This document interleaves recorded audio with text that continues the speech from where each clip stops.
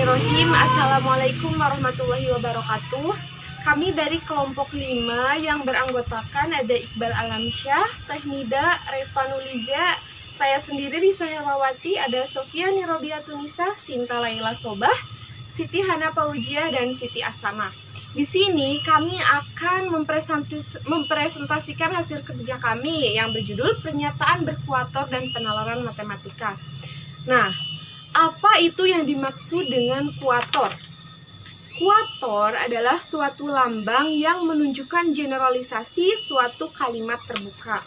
Nah, sebelum kita lebih lanjut lagi membahas tentang pernyataan berkuator dan penalaran matematika, kita harus mengetahui dulu apa itu fungsi pernyataan. Nah, fungsi pernyataan adalah suatu kalimat terbuka dalam semesta pembicaraannya. Semesta pembicaraannya diberikan secara eksplisit dan implisit. Nah, di sini ada disebutkan kalimat terbuka, eksplisit, dan implisit. Nah, itu biasanya sangat asing terdengar oleh telinga kita. Nah, maka kita kupas satu-satu. Yang pertama, kalimat terbuka.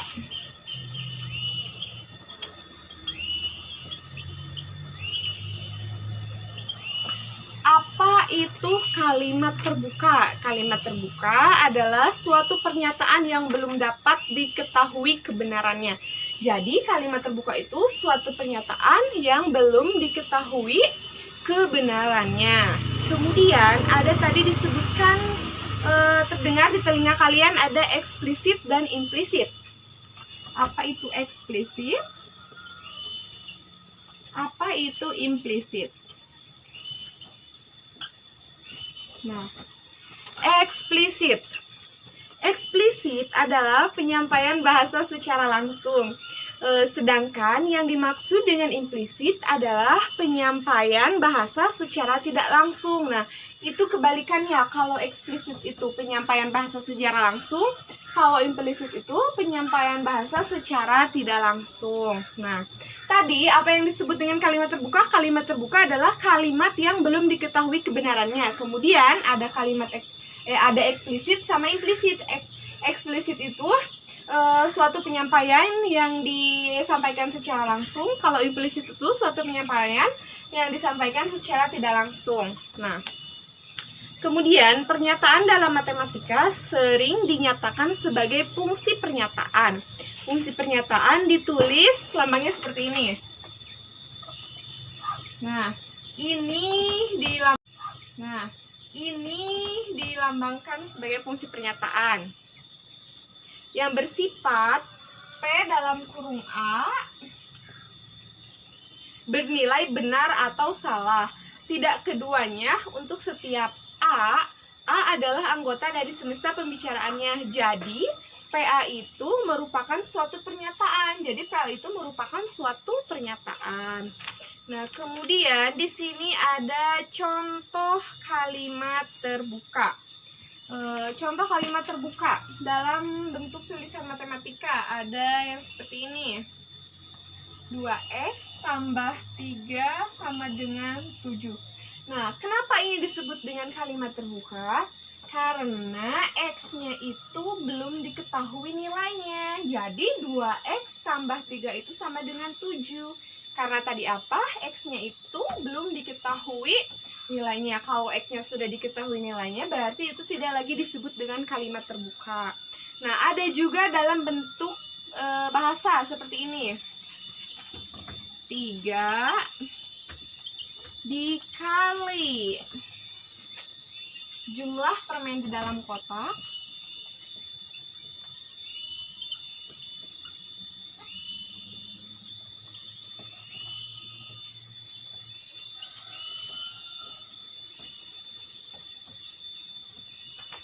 ditambah 2 adalah 38.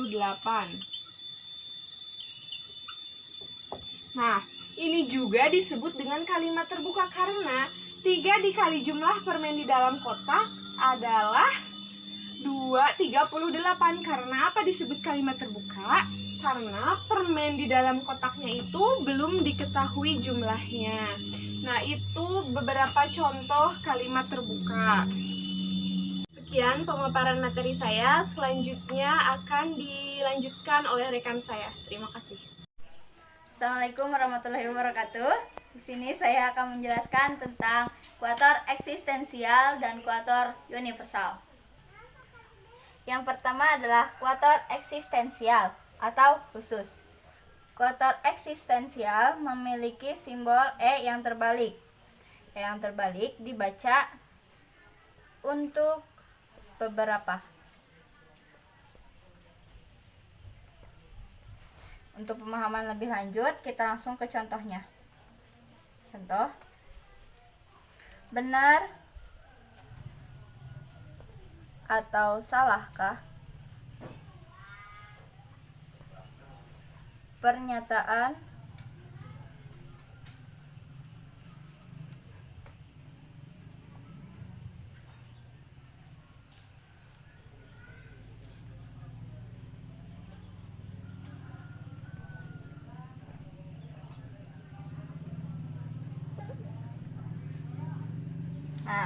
pernyataan ini dibaca E yang terbalik dibaca untuk beberapa,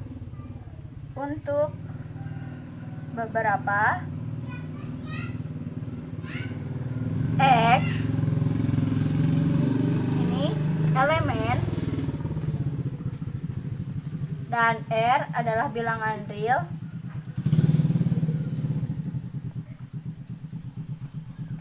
Berlaku. Ini 2X plus 1 lebih dari 5. Nah, di sini pernyataan ini dibaca untuk beberapa X elemen bilangan real berlaku 2X plus 1 kurang lebih dari 5. Nah, ini berarti X di sini hanya bisa dimasuki beberapa bilangan real. Tidak semua dari bilangan real dapat memasuki X di sini.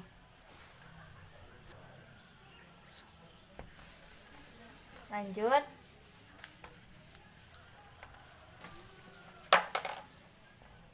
Untuk membuktikan bahwa beberapa X ini elemen dari R berlaku 2X plus 1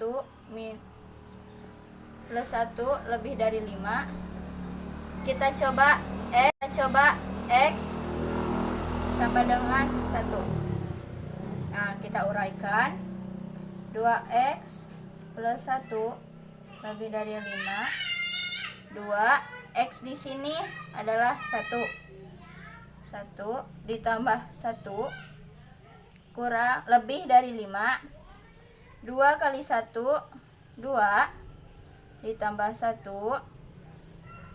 2 ditambah 1 3 lebih dari 5. Nah, di sini terbukti bahwa 3 itu bukan lebih dari 5, tapi 3 kurang dari 5. Di sini membuktikan bahwa tidak semua bilangan real bisa memasuki X. Nah, lalu kita coba X sama dengan 2. 2X ditambah 1 lebih dari 5. 2 X-nya adalah 2 ditambah 1 lebih dari 5. 2 dikali 2 4. 4 ditambah 1 5 lebih dari 5. Nah, di sini juga membuktikan bahwa 5 ini bukan lebih dari 5, tetapi 5 sama dengan 5. Berarti X juga tidak bisa dimasuki oleh bilangan 2. Nah, lalu kita coba X sama dengan 3.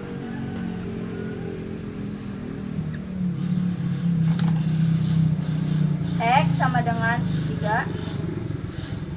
2X ditambah 1 lebih dari 5. 2 dikali X-nya 3 ditambah 1 lebih dari 5. 2 kali 3 6 ditambah 1. 6 ditambah 1 7 lebih dari 5. Nah, di sini barulah terbukti bahwa X bisa dimasuki hanya beberapa dari bilangan real, yaitu sini 3. Karena hasil dari X sama dengan 3 adalah 7 lebih dari 5. Maka dari itu, bilangan real yang bisa memasuki X hanya di sini pernyataannya adalah untuk semua X elemen dari bilangan real berlaku 2X plus 1 lebih dari 5. Jadi pernyataan ini menyatakan bahwa semua bilangan real dapat memasuki X. Singkatnya, pernyataan ini akan benar jika semua bilangan real dapat memasuki X, dan dinyatakan salah apabila ada satu saja bilangan real yang tidak dapat memasuki X.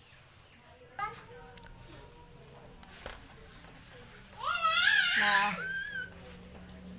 untuk membuktikan pernyataan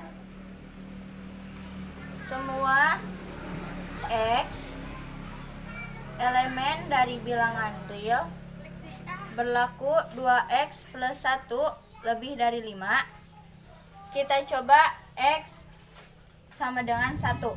Nah, kita uraikan 2X plus 1 lebih dari 5. 2 X nya adalah 1 ditambah 1 lebih dari 5. 2 kali 1 2. 2 ditambah 1 3 lebih dari 5.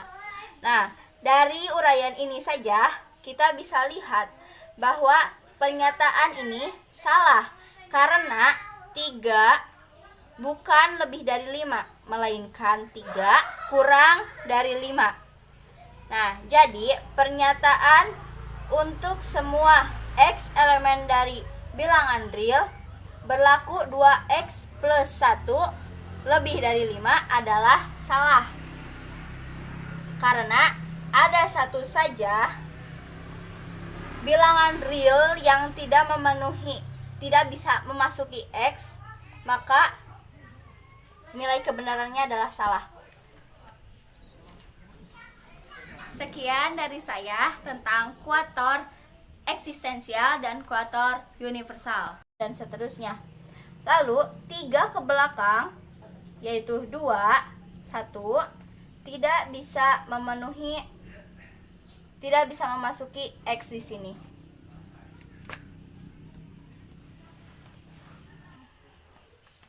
Maka sudah terbukti bahwa tidak semua bilangan real bisa memasuki X. Jadi persamaan ini bernilai benar.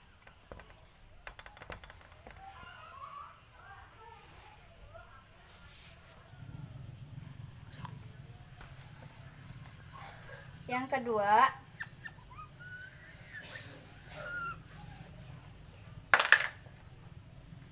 kuator universal atau umum, memiliki simbol huruf A yang terbalik dan dibaca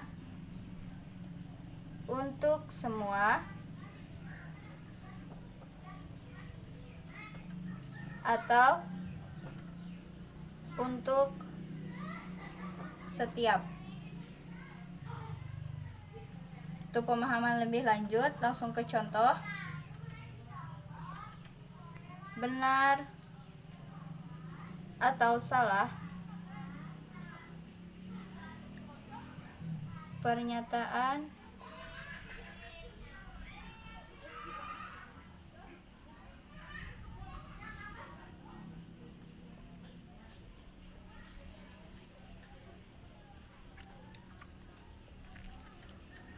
Nah, pernyataan ini dibaca A yang terbalik dibaca untuk semua. Jadi untuk semua X elemen dari R ini bilangan real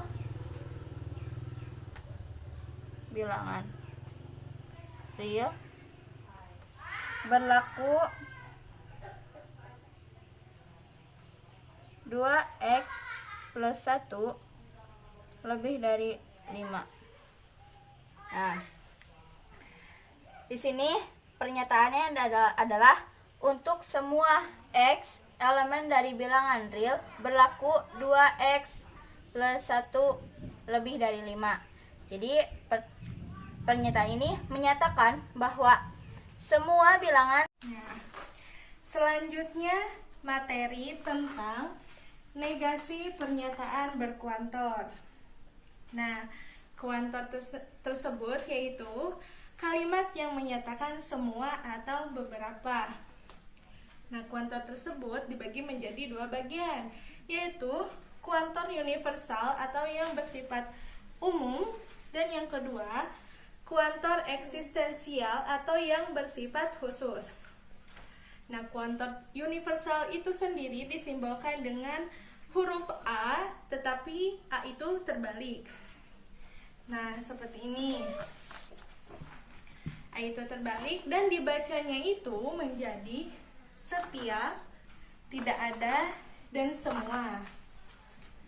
Dan yang kedua adalah kuantor eksistensial atau yang bersifat khusus. Nah, kuantor eksistensial itu disimbolkan dengan huruf E, tetapi E itu terbalik. Dibacanya sebagian, ada, dan beberapa. Nah, jika kuantor universal dinegasikan, maka akan menjadi seperti apa sih? Nah, kuantor universal jika dinegasikan, ya misal semua X, PX, maka negasinya akan menjadi beberapa X negasi PX. Nah, contoh sebuah kalimat ya. Semua siswa memakai baju putih. Nah, maka jika dinegasikan akan menjadi beberapa siswa tidak memakai baju putih. Oh ya, tadi tertinggal. Nah, lawan dari, jadi dinegasikan kuantor itu yaitu lawan dari universal dan eksistensial itu sendiri, yaitu universal. Nah, kan tadi itu setiap, tidak ada, dan semua. Sedangkan eksistensial itu yaitu sebagian, ada, dan beberapa. Nah, lawan dari setiap adalah sebagian. Nah, lawan dari tidak ada yaitu ada. Dan lawan dari semua yaitu beberapa. Nah, contoh seperti yang tadi saya sebutkan. Oke, saya ulangi. Contoh dari negasi kuantor universal yaitu semua siswa memakai baju putih. Nah, maka jika dinegasikan akan menjadi, nah tadi semua, saya sebutkan semua, maka lawannya itu adalah beberapa. Beberapa siswa, nah tadi negasi PX. Nah, negasi PX-nya itu yaitu tidak memakai baju putih. Jadi negasi dari kuantor universal itu adalah beberapa siswa tidak memakai baju putih. Nah, paham? Dan yang kedua yaitu negasi dari kuantor eksistensial. Negasi dari kuantor eksistensial yaitu sebagian X, PX, maka jika dinegasikan akan menjadi setiap X negasi PX. Nah, contohnya contohnya yaitu sebagian siswa memakai baju coklat. Nah, maka jika dinegasikan akan menjadi setiap siswa tidak memakai baju coklat. Nah, seperti itu contoh dari negasi kuantor universal dan negasi kuantor eksistensial. Dan lawan dari semua yaitu beberapa. Nah, contoh seperti yang tadi saya sebutkan. Oke, saya ulangi. Contoh dari negasi kuantor universal yaitu semua siswa memakai baju putih. Nah, maka jika dinegasikan akan menjadi, nah tadi semua, saya sebutkan semua, maka lawannya itu adalah beberapa. Beberapa siswa, nah tadi negasi PX. Nah, negasi PX-nya itu yaitu tidak memakai baju putih. Jadi negasi dari kuantor universal itu adalah beberapa siswa tidak memakai baju putih. Nah, paham? Dan yang kedua yaitu negasi dari kuantor eksistensial.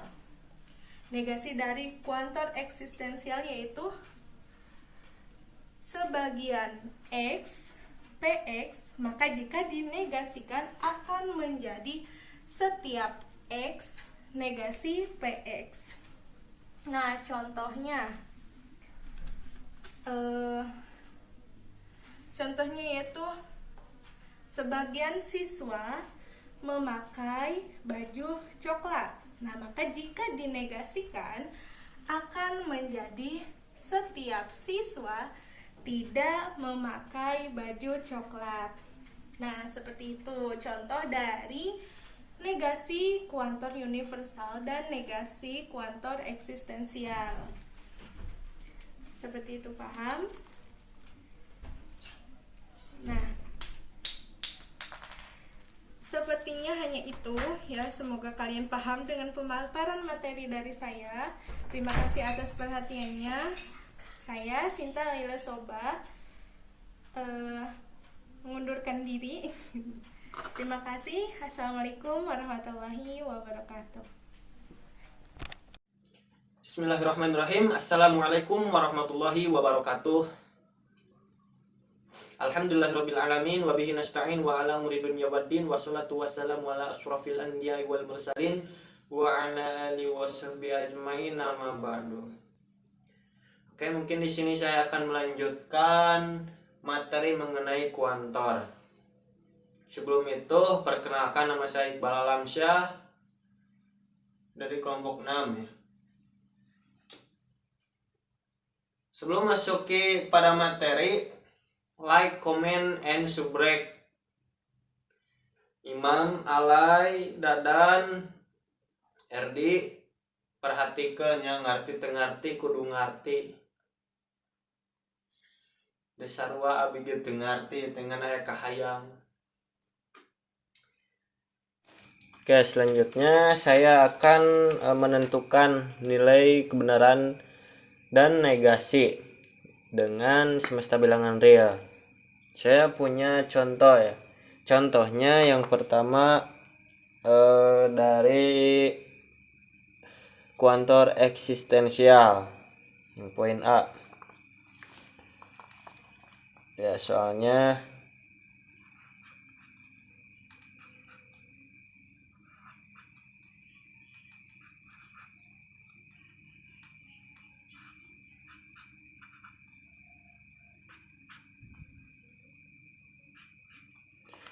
nah, kan bilangan real itu dimulai dari angka 1 ya. Nah, untuk simbol ini kan ini adalah kuantor eksistensial terbalik ya. Nah, untuk R-nya itu bilangan real. Nah, kita contohkan langsung kepada contoh. R itu kan bilangan real. Jadi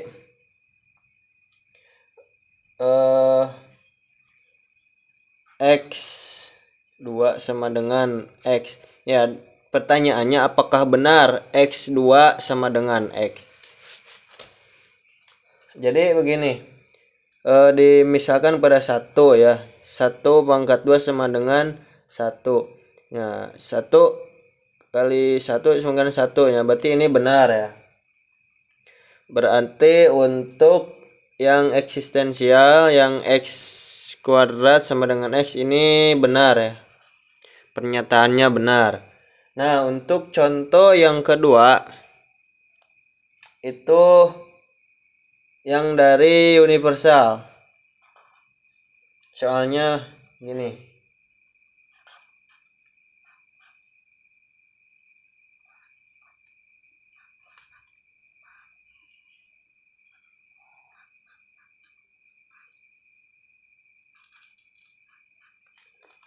Nah, kalau untuk universal itu kan semua ya. Kalau dari eksistensial itu berapa? Bisa saya jelaskan lagi. Ini untuk yang soal yang pertama dari eksistensial. Kan eksistensial itu beberapa ada ya. Jadi tidak semuanya benar. Ini kan yang soalnya x kuadrat sama dengan x ini benar. Nah, kalau untuk di seterusnya kalau diteruskan 2 pangkat 2 sama dengan 2. Nah, 2 kali 2 4. Ini sama dengan 2. Jadi tidak benar ya. Jadi kalau untuk diteruskan tidak semuanya, jadi hanya satu saja yang benar kalau untuk eksistensial. Nah, kalau untuk yang universal itu semuanya harus benar ya hasilnya. Oke, kita jabarkan.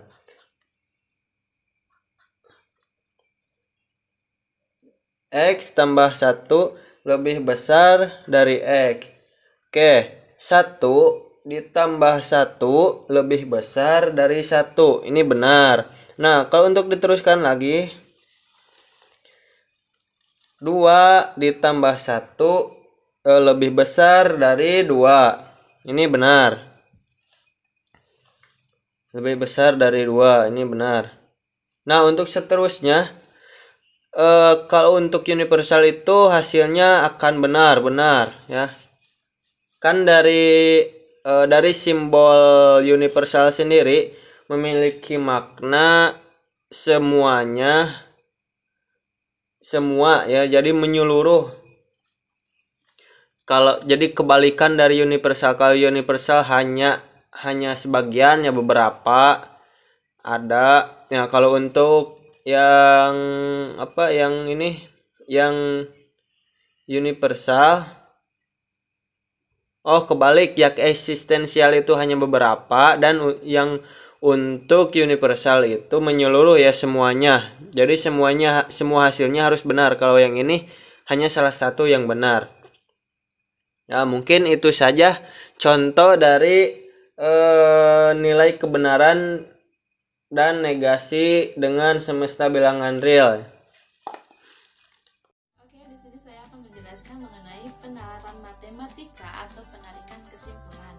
Nah, logika berkenaan dengan penalaran yang dinyatakan dengan penyataan variabel.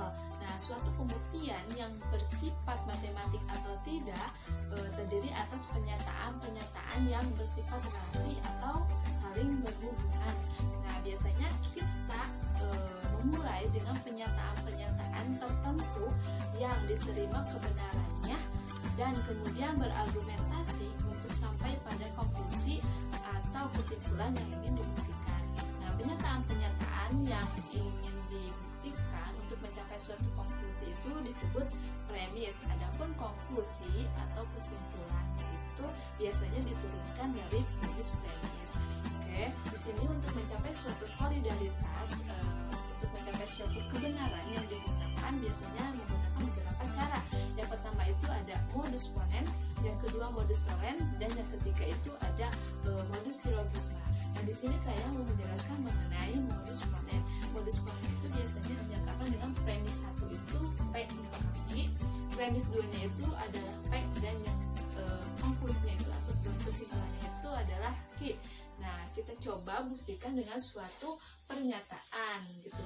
Contoh, premis 1, jika segitiga sama sisi itu jika segitiga ABC itu sama sisi, maka segitiga ABC sama kaki. Nah, untuk premis 2-nya itu segitiga ABC sama sisi, maka kita bisa tarik kesimpulan segitiga ABC itu sama kaki.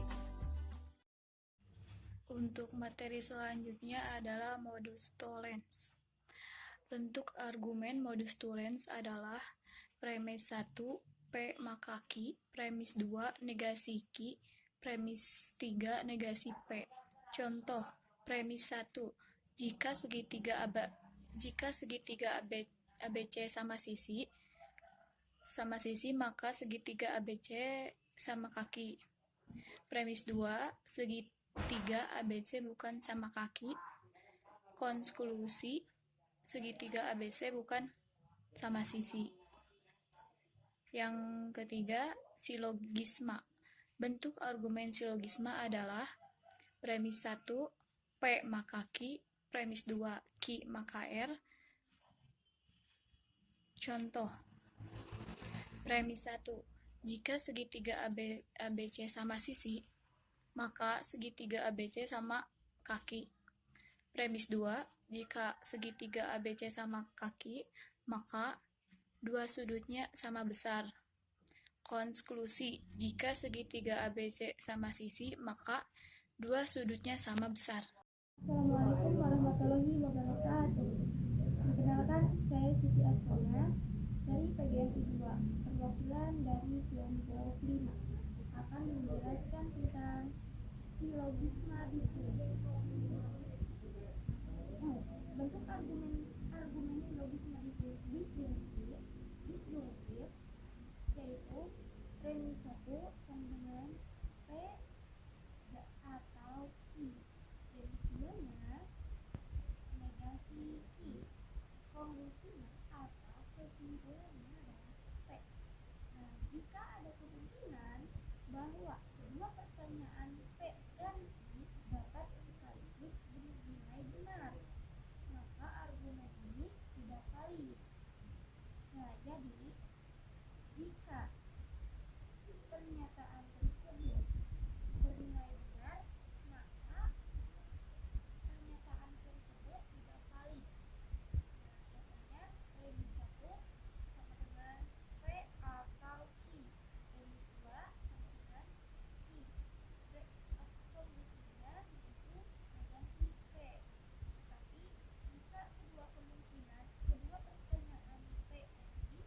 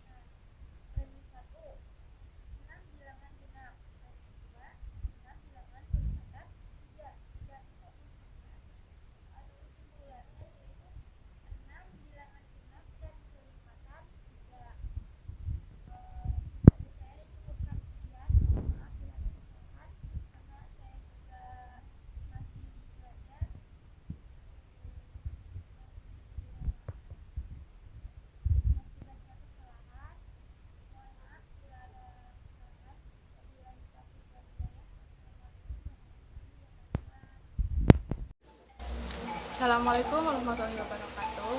Saya di sini akan melanjutkan tentang penjelasan dari penalaran matematika atau penarikan kesimpulan. Di sini saya akan membahas tentang penambahan, kemudian dilema konstruktif dan dilema destruktif. Langsung saja, kita akan membahas tentang materi yang pertama yaitu penambahan. Nah, bentuk argumen penambahan yaitu premis 1, P, konklusi P atau Q. Nah, artinya P benar maka P atau Q tidak peduli Q benar atau salah. Jadi ciri dalam penambahan ini, dalam penarikan kesimpulan penambahan ini, ada penambahan kata atau penambahan kalimat dalam konklusi. Jadi tadi kan ada premis 1. Premis 1 itu P, kemudian konklusinya P atau Q. Premis itu disebut dasar pemikiran kalau di dalam kehidupan sehari-hari. Kalau konklusi, simpulan dari dasar pemikiran.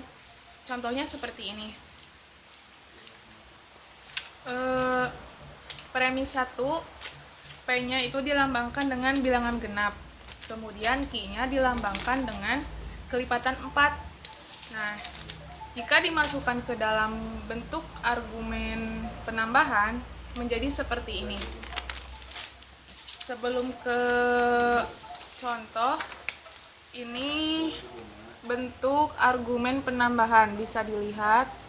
Ini bentuk penambahan, bentuk argumen penambahan. Premis 1, P, konklusi P atau Q.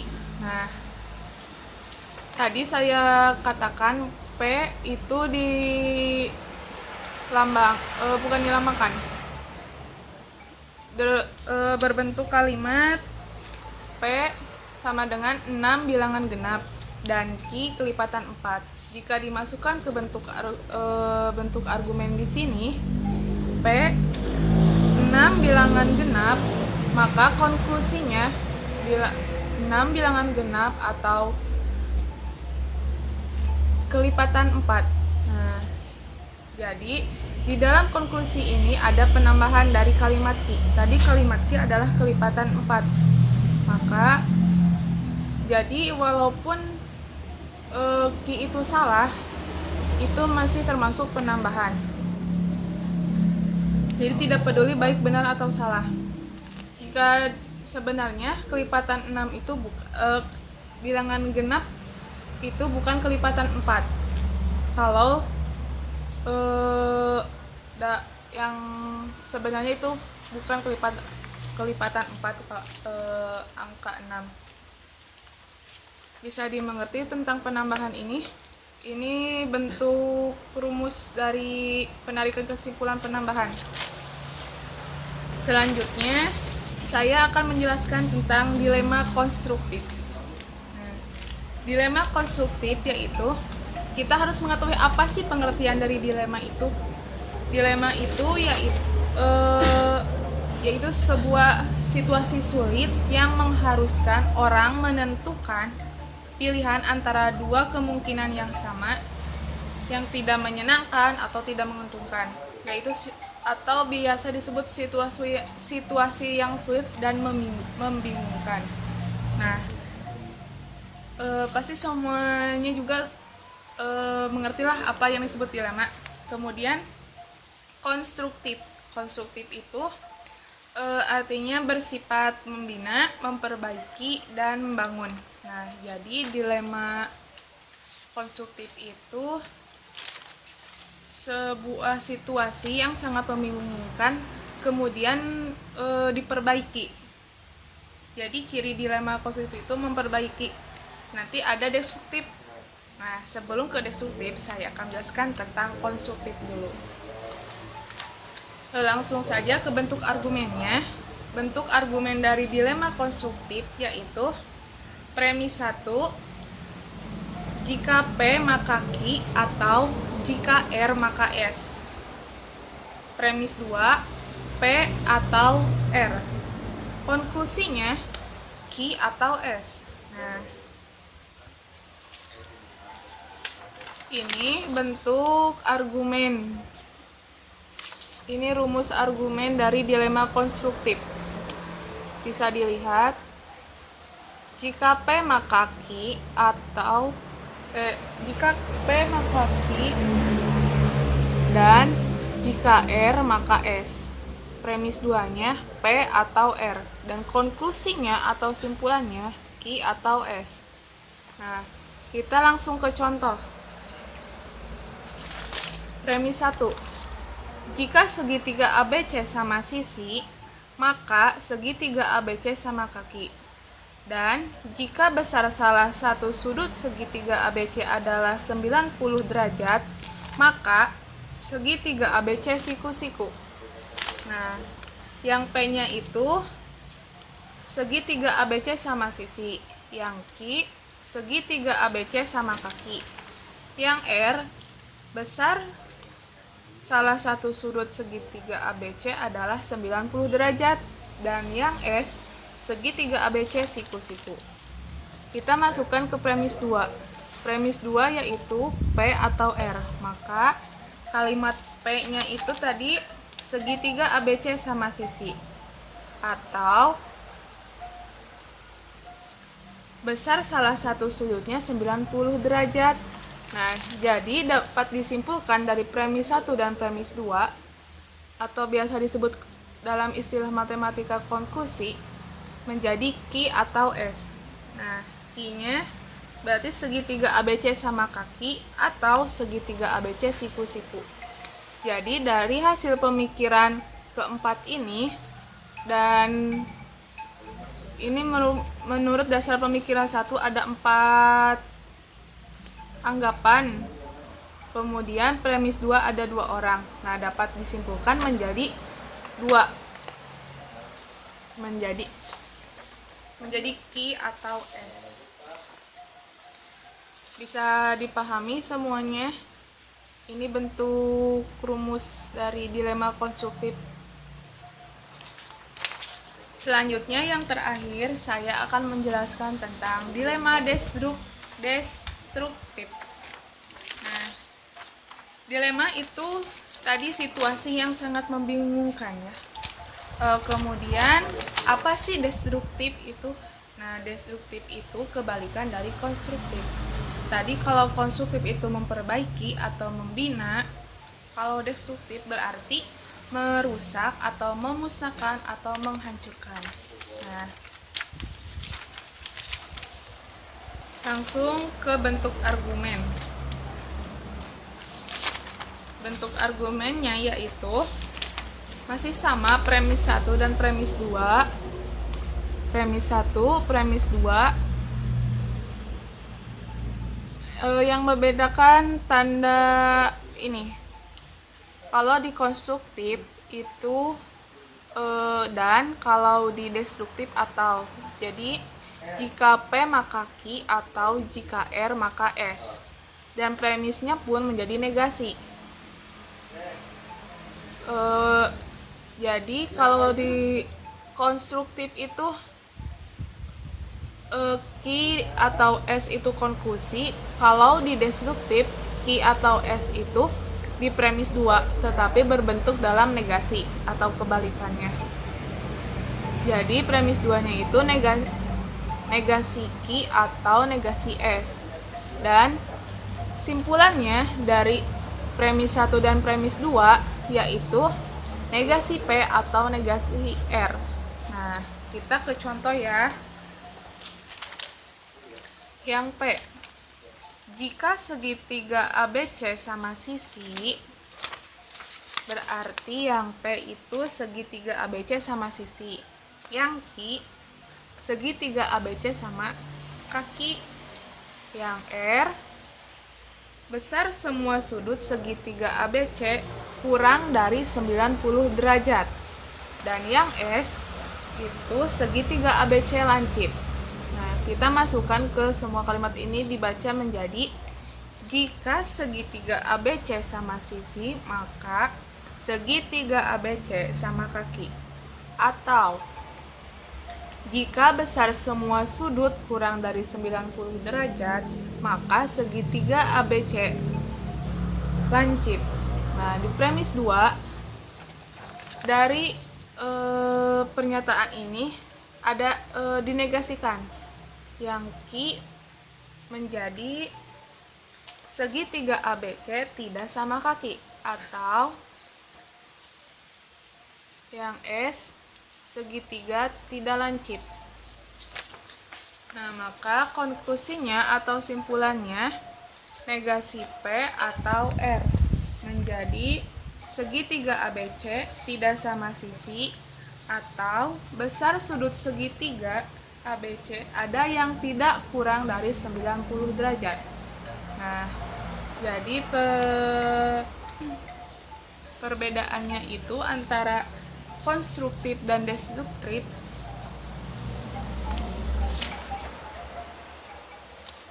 dapat dalam kalau konstruktif menggunakan kata dan kalau deduktif atau premis satunya sama. Jika P maka Q, dan jika R maka S.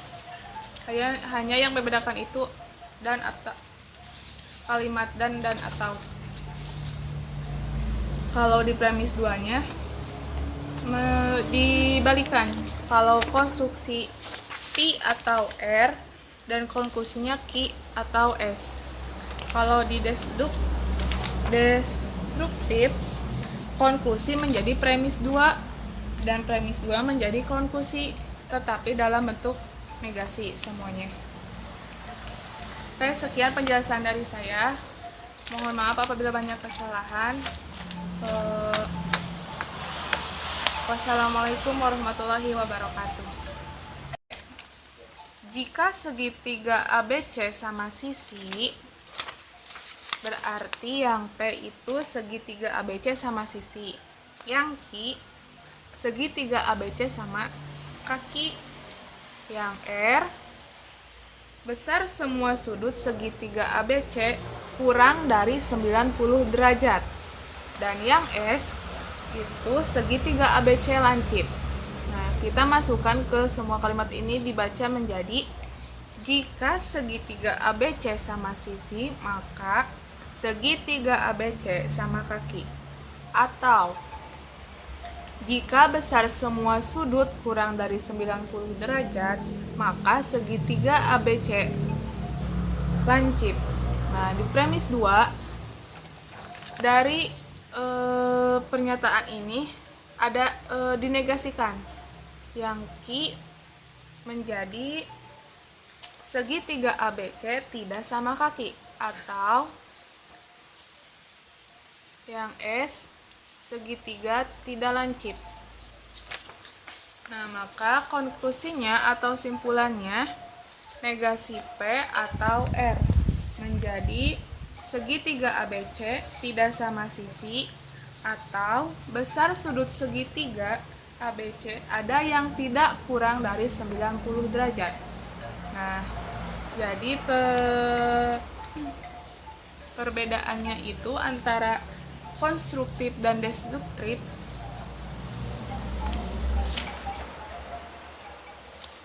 dapat dalam kalau konstruktif menggunakan kata dan kalau deduktif atau premis satunya sama.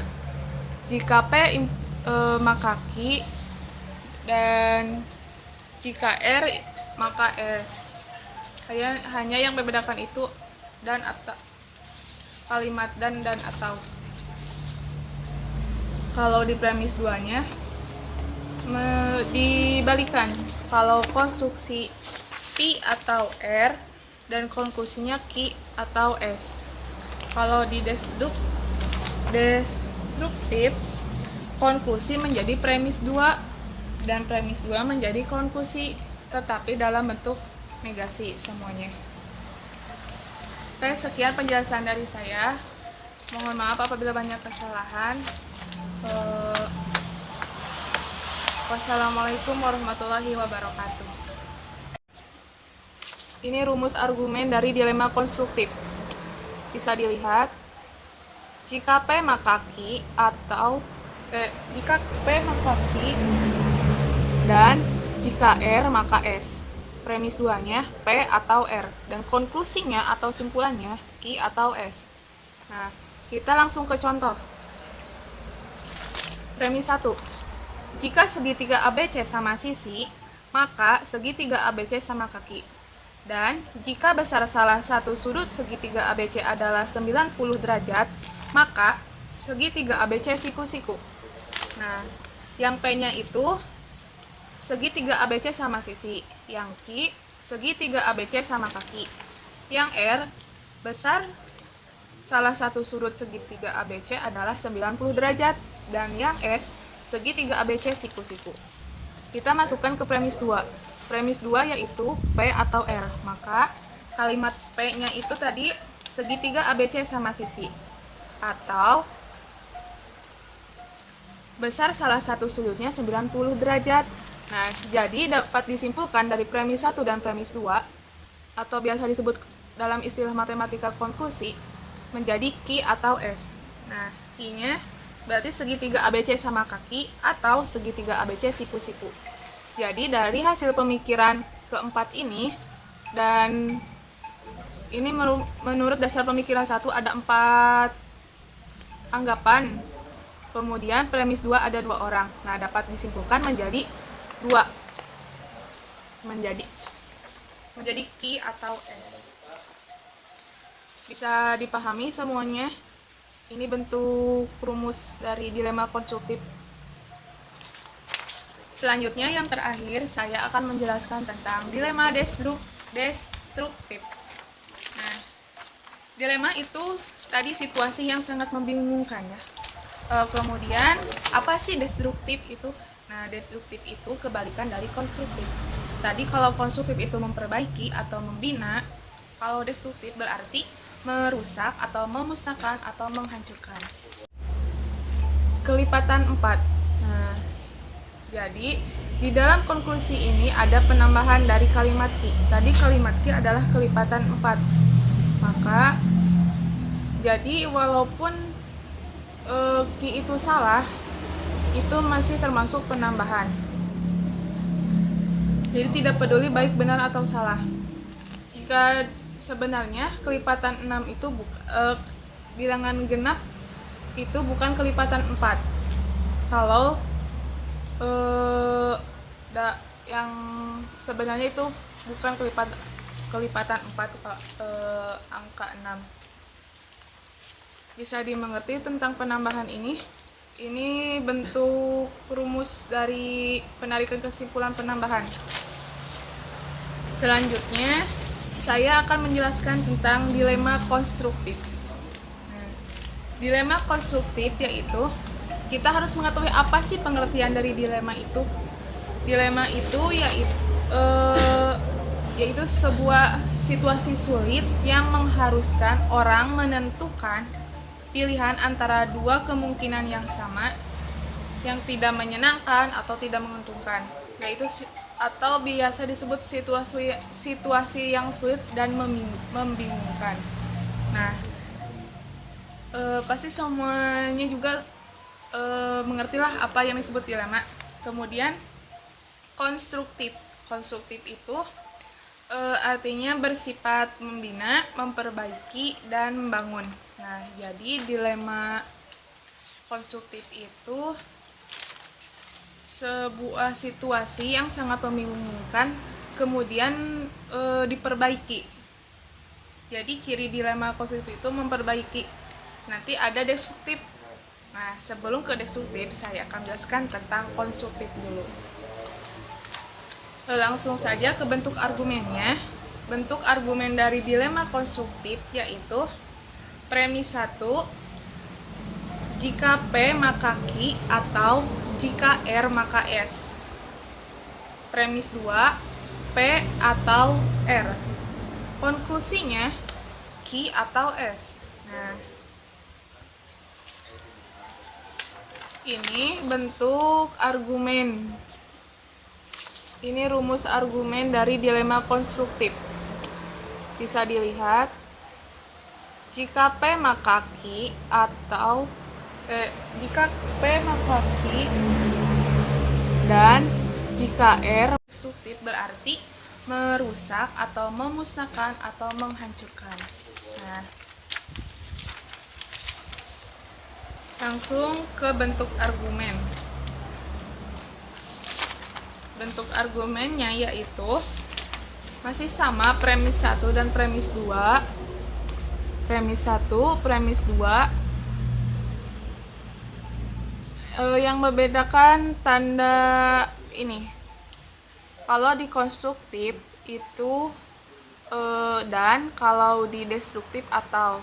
Jadi jika P maka Q atau jika R maka S. Dan premisnya pun menjadi negasi. Jadi kalau di konstruktif itu Q atau S itu konklusi, kalau di destruktif Q atau S itu di premis 2 tetapi berbentuk dalam negasi atau kebalikannya. Jadi premis 2-nya itu negasi Q atau negasi S. Dan simpulannya dari premis 1 dan premis 2 yaitu negasi P atau negasi R. Nah, kita ke contoh ya. Yang P, jika segitiga ABC sama sisi, berarti yang P itu segitiga ABC sama sisi. Yang Q, segitiga ABC sama kaki. Yang R, besar semua sudut segitiga ABC kurang dari 90 derajat. Dan yang S, itu segitiga ABC lancip. Nah, kita masukkan ke semua kalimat ini dibaca menjadi jika segitiga ABC sama sisi, maka segitiga ABC sama kaki. Atau jika besar semua sudut kurang dari 90 derajat, maka segitiga ABC lancip. Nah, di premis 2 dari pernyataan ini ada dinegasikan. Yang Q menjadi segitiga ABC tidak sama kaki, atau yang S segitiga tidak lancip. Nah, maka konklusinya atau simpulannya negasi P atau R menjadi segitiga ABC tidak sama sisi atau besar sudut segitiga